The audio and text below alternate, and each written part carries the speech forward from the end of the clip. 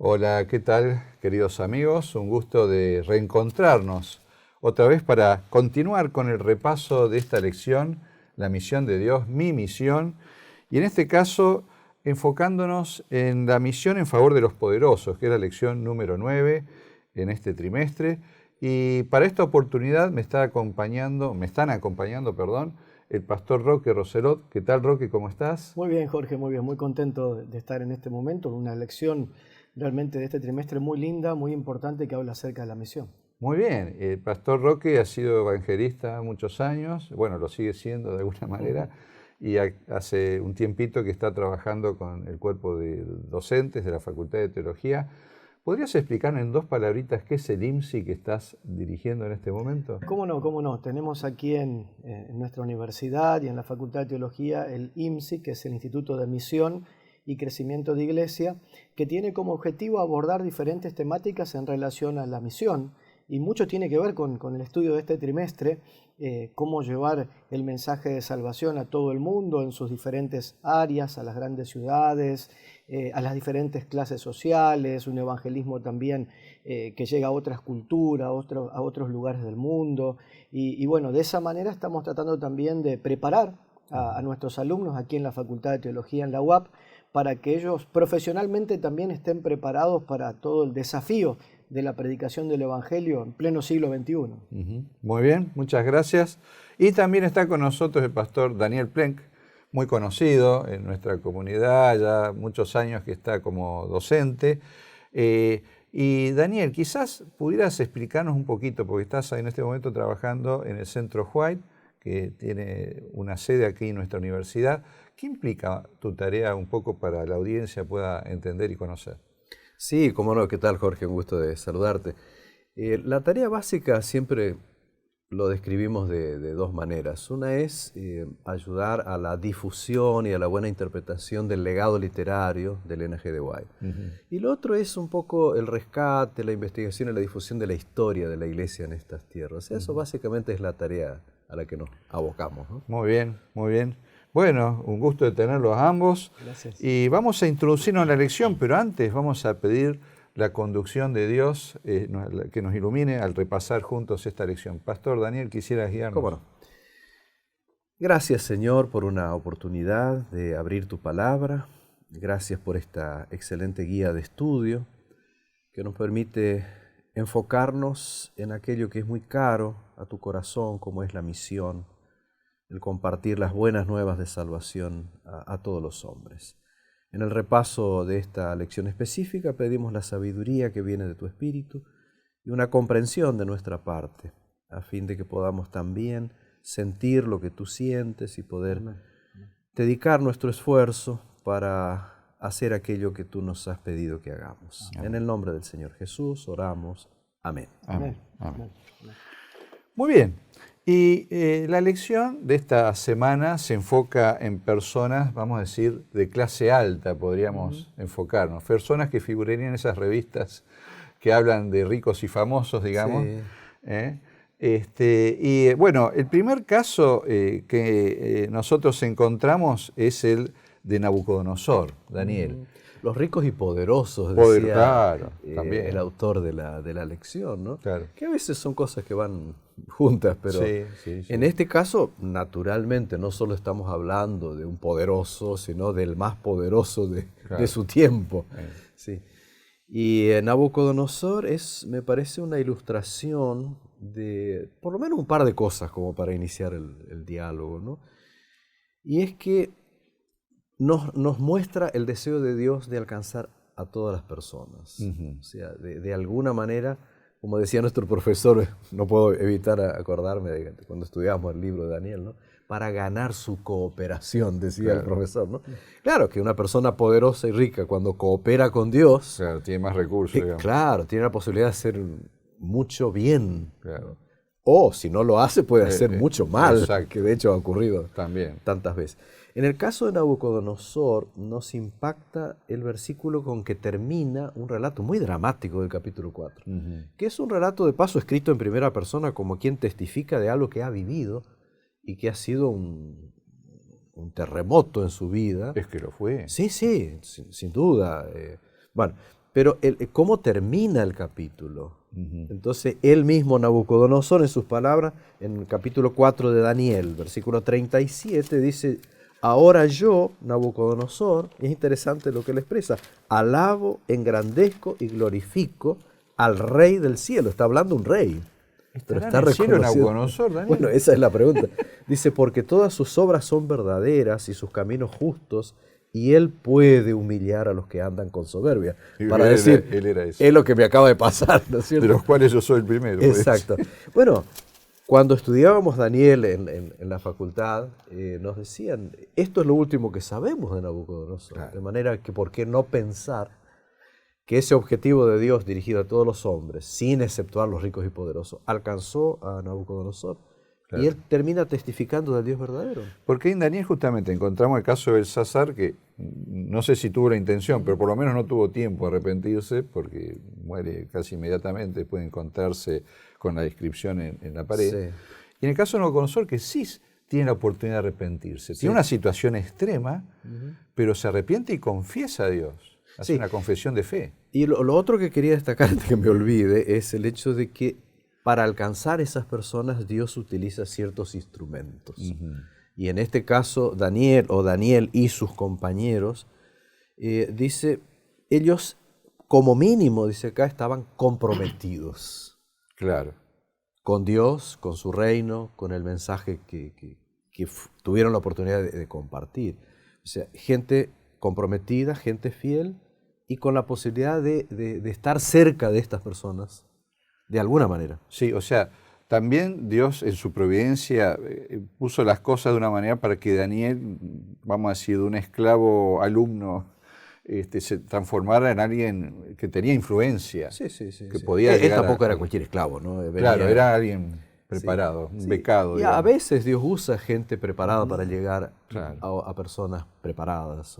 Correcto. ¿cierto? Claro. Él mismo probablemente tenía algún tipo de antecedentes de la realeza dentro del judaísmo, ¿no? Ajá. Bueno, era una persona preparada, pero más allá de eso, está la disposición de estar en el lugar y en el lugar ocupar el rol. Y siempre dejando claro que él era un mensajero de Dios, ¿no es cierto? Siempre, un instrumento siempre. de Dios, ¿no? Cada vez que incluso él se vio ante la realidad de que lo querían exaltar, dice, no, la palabra siempre fue, hay un Dios en los cielos, Claro. no soy yo. Exacto. Sí. Qué bueno, qué interesante. Esta historia, digamos, podríamos decir, tiene un final feliz, ¿no? En el sentido de que un Sí. poderoso, orgulloso, violento, irascible, etcétera, tiene un cambio en su vida y hace un reconocimiento. Y hay una intervención directa de Dios. Correcto. Eso está claro. Dios le dio un sueño que en aquel tiempo era O algo sea, muy Dios especial. también, dentro de su espectro de personas a salvar, tenía a ese rey. Sí, ¿no? sí. Debajo de esa capa real había un corazón que necesitaba sí. entender el amor y el perdón de Dios. Con las necesidades básicas de toda persona, también los Claro. poderosos, con sus temores, con sus miedos, con sus... En fin. Claro. Bueno, y vamos entonces introduciéndonos al siguiente caso, que es el caso de Naamán. Otra historia realmente muy interesante, en este caso ya no de un rey, sino de un general, pero un general que tenía mucha influencia en el rey. digamos, Evidentemente, ¿no? sí. Porque él era el que hacía las conquistas que le daban autoridad y poder al rey, ¿no? Claro. Sí, dice que era el general del ejército del rey de Siria, dice Claro. el relato, ¿no? En este caso el relato está en el segundo libro de Reyes, capítulo 5. Y es un relato muy, muy interesante, de lo cual se puede aprender porque es una ilustración de varias cosas, ¿no? Yo no sé si hacer todo el relato porque es un poco largo. Lo cierto es que él tenía una necesidad, se encontró con alguien que le sugirió ir a la tierra de Israel Claro. para encontrar una Era un solución. desahuciado, digamos, de salud, ¿no? No había esperanza. Era de esa gente que siendo poderosa y probablemente muy rica también, tenía algo que no podía solucionar. Interesante porque en el relato hay una palabra que cambia, porque va describiendo toda la grandeza de Naamán, los soldados lo admiraban, el rey lo escuchaba, etcétera, pero leproso. Y ahí te cambia totalmente el panorama. Exacto. Vos podés tener todo, pero Claro. ese pero, una enfermedad, ¿no es cierto? Como Claro, esta. ya eso Sí. lo baja al nivel de cualquier otro ser humano. Bueno, y ante esas necesidades extremas del ser humano, el ser humano inicia búsquedas. Correcto. Y a veces hasta por caminos Sí. bastante equivocados. Pero en este caso, bueno, aquella jovencita del pueblo de Dios que le dice, ¿por qué no has hecho tantas cosas? ¿Por qué no buscas? Que también manifiesta fe, porque por un último uno podría pensar, ella estaba de esclava, ella podría decir, bueno, si Dios es tan poderoso, ¿por qué no me cuidó y no permitió que estuviera como esclava? Que me separó de mi familia, etcétera. Pero aún en esa condición, y de paso no aparece el nombre, no sabemos quién es. Exacto. Ella da un testimonio. Y ese testimonio de una esclava, de una empleada doméstica, podríamos, bueno, no es lo mismo. No. Pero alguien que estaba, digamos, ocupaba un lugar periférico dentro del ámbito donde se movía una mano, ¿no? Sí, esa es una gran lección, ¿no es cierto? Cómo personas muy sencillas, muy pobres, ¿por qué no decirlo también? O en situación social muy precaria, pueden alcanzar también a ricos y poderosos si están en el momento exacto en que esa persona manifiesta alguna necesidad o pueden guiarlo hacia Dios. Que ha ocurrido y sigue ocurriendo. Quizá lo que quería destacar acá, porque nuestro tiempo es tan escaso, ¿no? Es el hecho de que él volvió a su tierra después de haber recibido los beneficios del milagro. Fue un milagro extraordinario. Le costó hacer lo que el profeta le decía. Pero una vez que volvió, él volvió ya con otra actitud, ¿no es cierto? Volvió ya pensando en adorar al verdadero Dios, en servirlo exclusivamente a Él. Pero la lección me hizo pensar al decirnos, bueno, es cierto que él adquirió nuevas ideas, nuevos pensamientos, pero todavía sus ideas anteriores estaban mezcladas con las nuevas, ¿no? Entonces, voy al punto después para abrir el diálogo. Quizá Roque incluso tiene hasta experiencias en ese sentido muy puntuales en su tarea de evangelización, y es que los cambios de cosmovisión, como dice acá el folleto, son cambios que llevan tiempo. Correcto. Nadie cambia de un día para el otro, una manera de pensar por ahí de toda una vida, Claro. y por lo tanto crecer espiritualmente toma tiempo, y estas personas necesitan esa paciencia, esa, no sé si decir tolerancia, Claro. para decir, bueno, ya va a llegar el momento. Las palabras que él recibió, ve en paz, como diciendo, vas por buen camino, aunque todavía te falta mucho. Claro, porque lo que estamos hablando básicamente, me parece interpretar, es cuando él dice, bueno, pero yo voy a acompañar al rey, cuando vaya a adorar, yo voy a estar con él, lo tengo que acompañar. Sí. O sea, yo voy a adorar al Dios verdadero, pero me queda esto, ¿no es cierto? Sí. Y está registrado, la Biblia no hace un juicio de valor, hace un juicio, o sea, describe la situación, pero no dice está bien o mal. Pero claro, me parece que el punto es este, ¿no? El proceso. Había iniciado, pero no estaba terminado. A ver, Roque, no sé si quisiera agregar. Tal cual. Trabajando mucho con la gente en las campañas de evangelismo, uno percibe claramente esta realidad. Hay gente que necesita tiempo, hay gente que necesita ir madurando lo que va aprendiendo, lo que va conociendo. Es por eso que también hay muchos hermanos de iglesia que Dios los coloca, como mencionábamos, en situación por su trabajo, por algún hobby, a veces de una manera que puede parecer casual, muy cercano a este tipo de gente. Y ahí tenemos que comprender que no es casualidad que nos encontremos ahí.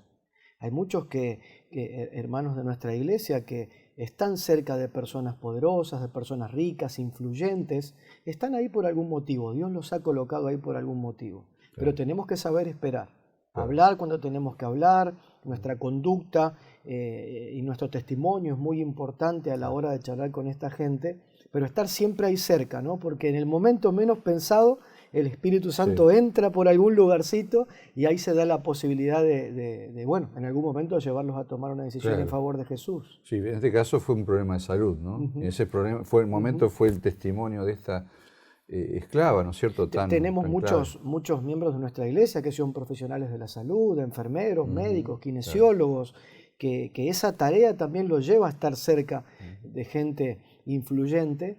Y bueno, estar ahí expectantes en oración para ver en qué momento podemos dejar una palabra que puede marcar la diferencia en la vida de esas personas y también de sus familias. Y por lo menos que tengan la referencia de llegado el momento, pueden buscar, ¿no? Exactamente. ¿No? Si tienen una necesidad espiritual, si sienten una inquietud, acá estamos, ¿no? Bueno, avanzamos un poquito más y Roque, vamos a introducirnos al caso de Nicodemo, ¿no?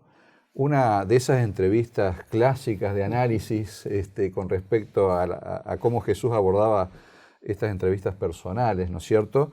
Pero por otro lado, de una persona que tenía cierta influencia, digamos, en el ámbito religioso, me animo a decir político. Correcto. ¿Qué podemos aprender de este encuentro de Jesús con Nicodemo? Yo estuve pensando, ¿no?, a este personaje Nicodemo.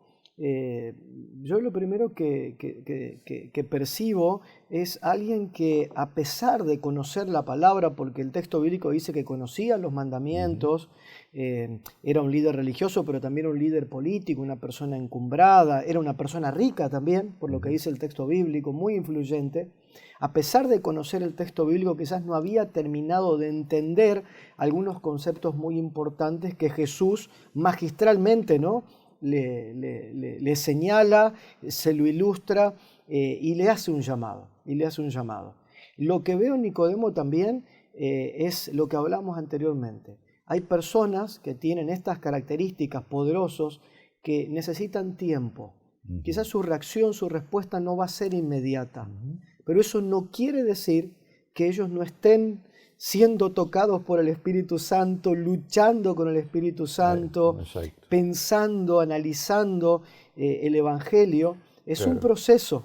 Bueno, pero ya hay un punto positivo. Va la persona correcta. Exacto. Buscando ayuda, ¿no? Que era Jesús. Exacto. Quizás con un abordaje distinto, él se va a proteger. Sí, ¿no es cierto? Va de noche. Va de noche, vea, sí. ¿no es cierto? Y también es muy útil pensar en la manera como Jesús lo trata. Si bien Jesús es directo, pero él sabe que está ante una persona de cultura, una persona como los intelectuales, que no es el mismo abordaje que una persona que de pronto tiene menos cultura o conocimiento. Y las personas con cultura intelectual por allí te proponen una discusión, un debate, ¿no es cierto? Y Jesús es como que no entra en ese camino, ¿no? Sino que va directo a la necesidad, ¿no? Ahora, algo importante es que atiende Jesús de una manera especial a Nicodemo. Jesús podría haberle dicho, no, que venga durante el día, cuando yo estoy con la gente. Sin embargo, Jesús entiende que esas posiciones a veces influyentes de liderazgo en el mundo político, empresarial también, deben ser atendidas de una manera diferente. Yo creo que aquí tenemos algo para analizar también, porque a veces tenemos que percibir claramente que este tipo de personas necesita cierto espacio, ciertos momentos, cierta privacidad. Privacidad. Aquí tenemos un principio misiológico quizá uno que muy importante. Pretende normatizar a todos de la misma manera y resulta que no. Acá hay una situación diferente. Es una reunión personal en un contexto determinado donde ahí se abre, digamos, el corazón, ¿no? Es correcto. De una persona. Es correcto. Así que no se abrió, aunque no lo sabemos, ¿no? O empezó a abrirse en ese momento. Pero encontramos también a Nicodemo en otro momento, registrado en la Biblia, cuando, deciden qué hacer con el cuerpo de Jesús. Un poco antes también, cuando quiso ayudarlo en medio del juicio aquella madrugada, tratando de exhortar al resto de aquellos que lo estaban juzgando acerca de que no estaban haciendo las cosas bien. Claro, sí, correcto. Y tuvo una especie de lo que hoy diríamos un costo social, digamos, identificarse con la fe en Jesús. Ellos saben que hay un costo social. Pero estuvo dispuesto a correr. Lo que no estuvo dispuesto a correr en su momento, digamos, en esa entrevista de que no me vean, el qué dirán, ¿no es cierto? Llegado el caso, se puso, digamos, y planteó su posición. No tuvo éxito, pero por lo menos él planteó, y sí, tiene un costo, Daniel. Seguir a Cristo tiene un costo. Por otro lado, también la historia de Nicodemo, Jorge, nos habla de que quizás en este momento hay muchas personas con las características de Nicodemo en esa situación. Conocen la Biblia, la estudian, no han terminado de entenderla, por eso insisto, nos está escuchando mucha gente, miembros de nuestra iglesia, que tienen la posibilidad hoy en día de estar cerca de ellos. Es importante estar dispuestos para hablar cuando tenemos que hablar, para abrir la palabra de Dios cuando esté la posibilidad de hacerlo, tener paciencia con ellos, orar por ellos y saber que Dios está haciendo su obra en muchas personas que tienen las características de Nicodemo. Claro, y que uno, aunque es de una posición social, vamos a decir, inferior, eventualmente con una palabra de aliento, eventualmente con una oración, Exacto. puede tocar el corazón de estas personas, porque por último, en el rico, en el poderoso, también está la necesidad de encontrarse con Dios. Hay un vacío que solo se completa con la presencia de Dios, ¿no? Correcto. Bueno, y avanzando un poquito más con nuestra lección, llegamos a la misión en favor de los ricos, y acá ya enumera varios casos. Roque, no sé por cuál de esos casos quisieras empezar. Bueno, el caso de Zaqueo realmente me apasiona, es una historia que tiene mucho para sacar de aprendizaje, ¿no? Este personaje tan especial, tan particular. Yo creo que Zaqueo nunca se iba a imaginar que su historia va a estar registrada en la Biblia. no. ¿No? Sí. Porque era una persona despreciada por sus vecinos, por lo que lo rodeaban. Era una persona rica, era una persona, lo tildaban de ladrón, lo despreciaban, pero más que eso, era considerado un traidor. Claro. Exacto. A la patria, ¿no? Un traidor corrupto. Exactamente, o sea, traidor, corrupto, ladrón. Sí, no, tenía todos los números. Tenía todas, y sin embargo su historia está en la Biblia. Sí. Esto nos da muchas enseñanzas. Nunca demos por perdida una batalla en favor de una persona. No hay nadie que se haya ido tan lejos que Dios no pueda alcanzar, cambiar, restituir y transformarlo en un testimonio poderoso como el testimonio de la vida de Zaqueo, ¿no? No hay nadie que haya caído en un pozo de oscuridad en este mundo y hoy en día, ¿no? Las riquezas a veces ciegan a las personas que Dios no pueda alcanzar. Y Jesús vino a buscar a este tipo de personas también. Claro. Quería agregar que Sí. evidentemente, aunque él se encontró con Jesús en ese momento, Dios venía trabajando con él. O sea, es evidente que el Espíritu ya lo venía preparando. Es decir, que Dios está actuando en favor de esa gente y el hecho de que él incluso ya había tomado ciertas decisiones. Él ya venía haciendo cosas como para reparar, por decirlo de alguna manera, Sentía vergüenza por algo, sí, algo de sí, pues, culpa. Señor, yo hago esto y lo otro, dice, devuelvo, qué sé yo. Bueno, pero también Jesús le dice, bueno, hoy ha venido la salvación. Todo aquello está bien, pero la salvación es cuando llega el Señor. Claro. Ahora, que Dios venía trabajando, indudablemente. Claro. Y es indudable lo que el pastor Daniel dice, porque la respuesta de Zaqueo de inmediatamente ir a la calle principal de Jericó, el versículo 3 del capítulo 19, dice: Zaqueo quería ver quién era Jesús. Eso encierra mucho, ¿verdad? Evidentemente había una necesidad en el corazón de este hombre que a veces creemos que los ricos, los poderosos, los influyentes no las tienen, Correcto. pero sí la tienen, como la tenía Zaqueo, y él entendió que ese vacío en su corazón, que ni el dinero, ni la fama, ni el poder podían llenar, lo podía llenar Jesús. Correcto. Y fue hasta la calle principal, y aunque él no pudo ver a Jesús por la multitud y por el detalle de que era pequeño de estatura, él podría haberse regresado a su oficina de trabajo. Claro. Sin embargo, miró aquel árbol, ¿no? Y dijo... Claro, quizás hizo algo que él podría haber anticipado que se iban a burlar de él, digamos. O sea, ver una persona subida a un árbol, ¿no es cierto? Tratando de ver, una persona grande, digo, no es un niño. Estaba dispuesto hasta el ridículo con tal de poder encontrarse con Cristo. Y también Jesús, hablamos de riesgo social o lo que sea, Jesús asume el riesgo. También, de ir a la Él casa. sabía que entrar a la casa de Zaqueo era exponerse a la crítica, pero no le importó. O sea, Claro. también está el misionero que lleva el mensaje.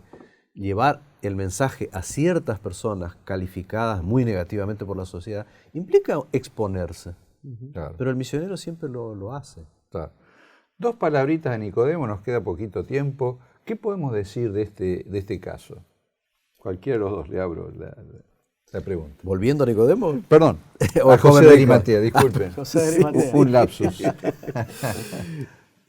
Bueno, primero, no se sabe mucho sobre él, Ajá. ¿no? Pero dice claramente la Biblia que era un hombre rico, Ujú. eso sabemos, y que era un discípulo de Jesús, que llegado el momento, hizo aquel acto de misericordia, como dirían los cristianos después, de pedir el cuerpo de Jesús para darle una sepultura, en realidad su propia sepultura Claro. o su sepultura familiar, ¿no?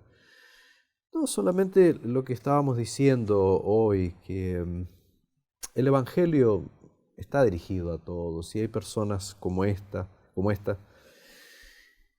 poderosas, ricas, que en su momento pueden hacer una gran diferencia en O favor sea, del como que Señor. están ocultas, Sí. ¿no? Son del servicio secreto, podríamos decir. Ajá, Y por ahí aparecen sí. en momentos indicados. Y aparecen incluso para el cumplimiento de una profecía, porque hay una profecía Claro. que él sería sepultado entre los ricos, ¿no? Claro. Ofrece su sepultura de un rico para Jesús. Es un caso muy interesante, tal vez para no descartar a ninguna persona.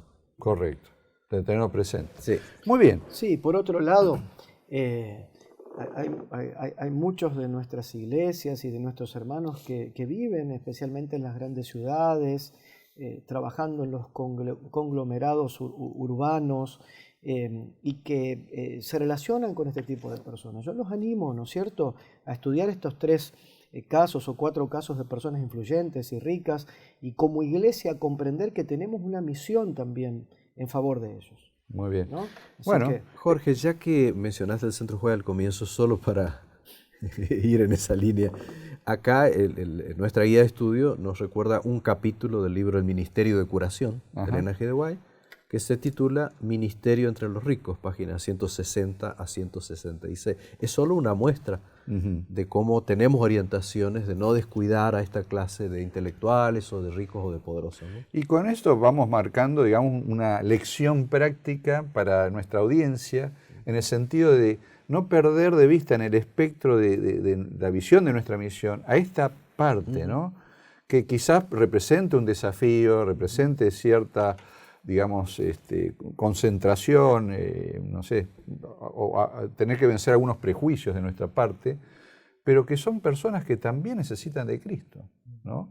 Cuyo corazón está en una búsqueda y que eventualmente por lo menos una palabra de testimonio, como decíamos, una palabra de esperanza, les puede dar una referencia que puede iniciar un proceso en ellas, ¿no es cierto?, y que finalmente las conduzca a la salvación en Cristo, ¿no? Exacto. Así que, bueno, muchas gracias, Roque. Gracias. Muchas gracias, Daniel, Un gusto. por habernos acompañado. Y a nuestra audiencia, un saludo afectuoso y los deseos que Dios los siga acompañando y podamos seguir aplicando estas lecciones que sacamos de la palabra de Dios. Que Dios los bendiga.